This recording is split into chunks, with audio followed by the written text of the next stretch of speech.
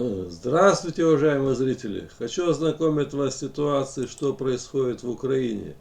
Вот карта боевых действий, это Херсонское направление. Это здесь направление Кременная, Рубежное, Северодонецк, Лисичанск, Бахмут, Донецк, Угледар. Так, вот последняя информация.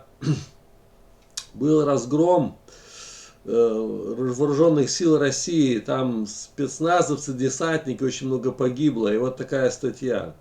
Разгром оккупантов под Павловкой. Заявление властей РФ вызвало истерику пропагандистов.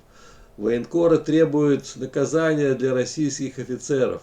Сейчас я вам покажу, где это Павловка. Вот Угледар, а здесь Павловка рядом. Вот они.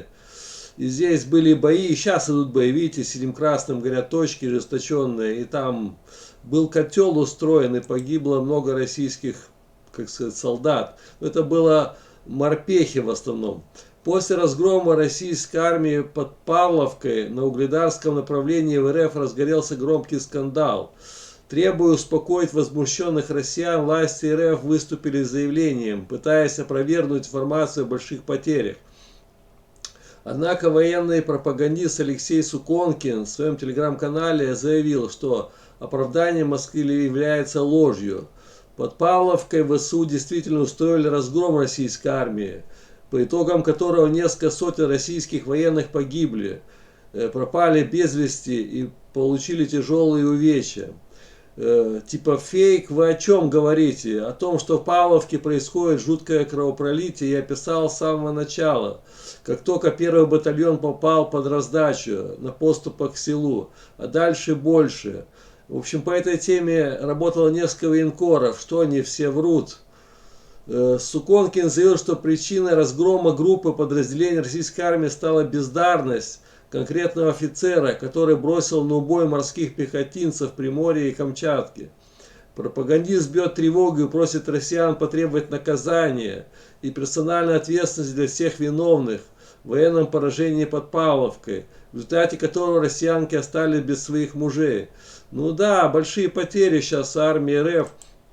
Все правильно, он говорит, я вижу по карте, что здесь бои. Вот Угледар, вот здесь еще Владимировка, Никольской, вот видите, синим красным все горит здесь. И там, да, были бои, пытались до Угледара идти россияне, и видно попали в окружение, их там уничтожили.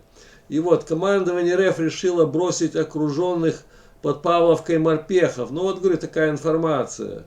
Российские морпехи 155-й бригады пожаловались на свое командование, из-за которого они понесли огромные потери в боях на Углегорском направлении Донецкой области.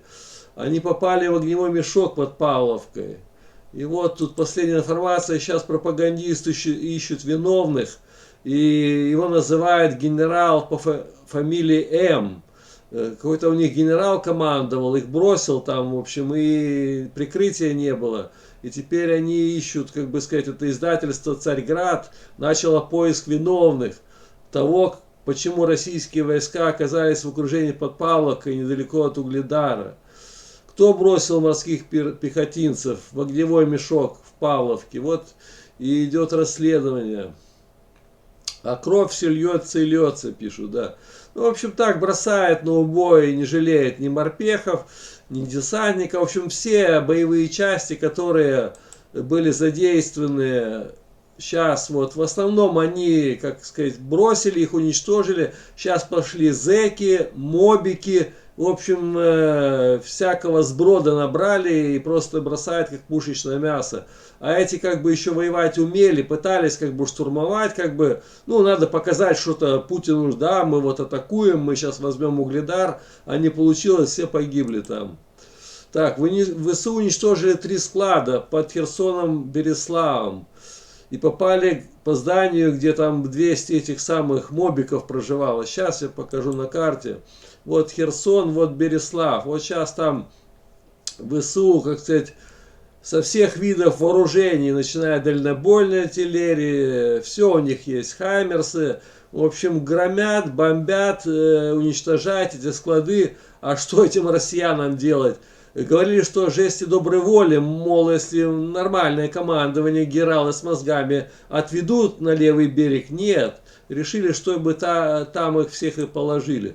Ну и вот как раз вот на южном направлении украинским военным уничтожены 3 склада с боеприпасами под Херсоном, Береславом. Также упали здания, где проживали 200 оккупантов.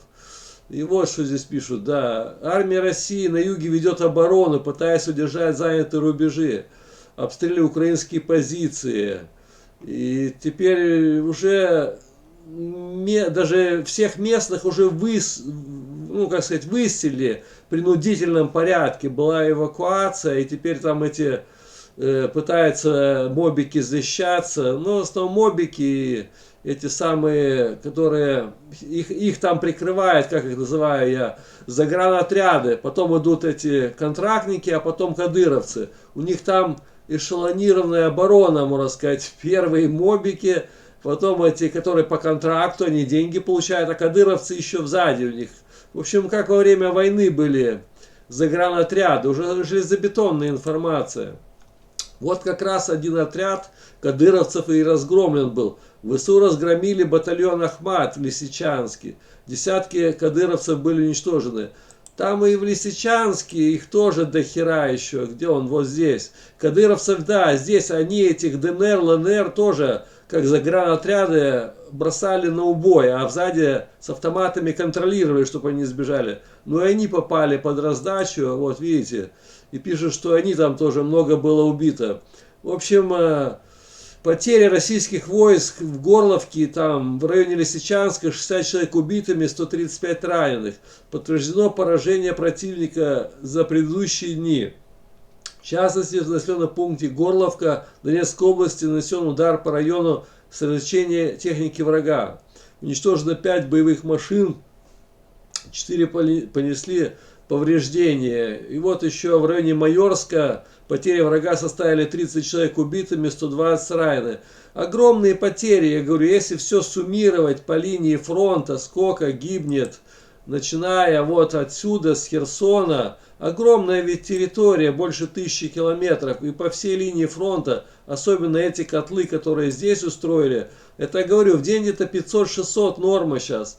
Вот вам информация, что я не вру, вот, последняя, плюс 530, что я говорю. Уже 76 тысяч с половиной почти. Если так пойдет такими темпами, говорю, будет 100 тысяч скоро. Это еще и раненых еще там немерено, и без рук, без ног там. В общем, там инвалидов еще столько. Я говорю, это огромные цифры. Это Путин что набрал сейчас эти 300 тысяч мобиков, они за 3-4 месяца всех их положат, чувствую там. Если в день по 500, по 600, вот такими темпами там ничего не останется от них. И вот потери сейчас танков плюс 6, БМП, БТР плюс 19, беспилотников плюс 7. Так, самолетов, вертолетов пока не сбили. А гибнут, да, российские мобики, говорю, особенно этих, которых сейчас набрали первую партию, которые вообще воевать не умеют.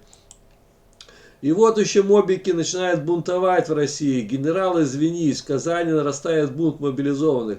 Ну, поняли, что они уже пушечное мясо, уже не стесняются в выражениях, правильно пишут. В Казани в одном из российских тренировочных лагерей несколько дней продолжается бунт мобилизованных, которые не могут добиться от командования обещанного денежного обеспечения. Да, там вышли они на плац, ночью кричали, давайте деньги, просили 300 тысяч одноразово, а они говорят, не получите 300 тысяч, там в месяц положено что-то 195 им тысяч. В общем, они не хотят воевать, пока не выплатят деньги. В воскресенье в сети появилась видеозапись, на которой мобилизованный, выкрикивая нецензурную брань, выгоняет с полевого лагеря генерала. И вот тут ролик, они кричат, да, палатка, они кричат генералу, выходи. И бунт, в общем, подняли бунт в Казани. Они кричат, позор, шатай режим, требует от командования извинений. Генерал, извинись за свиней. Генерал их свиньями обозвал. Ты в тепле будешь сидеть, выкрикивали мобилизованные. В конце ролика видно, что генерал по поглушительные маты покидает расположение лагеря, так и не договорившись с солдатами. Все правильно, что деньги не платят, бросают на убой, условий никаких нет, они там в палатках мерзнут, в общем, и все. И ну, люди поймут скоро, что это уничтожение идет генофонда российской армии от 18 до 50 лет. А генералам чего? Они их бросают, они там не собираются гибнуть здесь на фронте. Они живут там, где-то, может, уже на линии, вот здесь, с Россией, в своих домах где-нибудь там и все. А эти вот кадыровцы, как эти, охраняют зэков, зэки погибают. 3 линии эшелоны, сталинские, как бы сказать, система этих самых на убой, все организовано как в 41-45 годах. Типа линии загранотряды, зэки гибнут, деньги получают генералы, лейтенанты, командующий состав, а все пушечное мясо должно умереть здесь. В день по 500-600 это огромная цифра, я считаю. В общем, вот такие новости. Всем спасибо, всем пока, до новых встреч.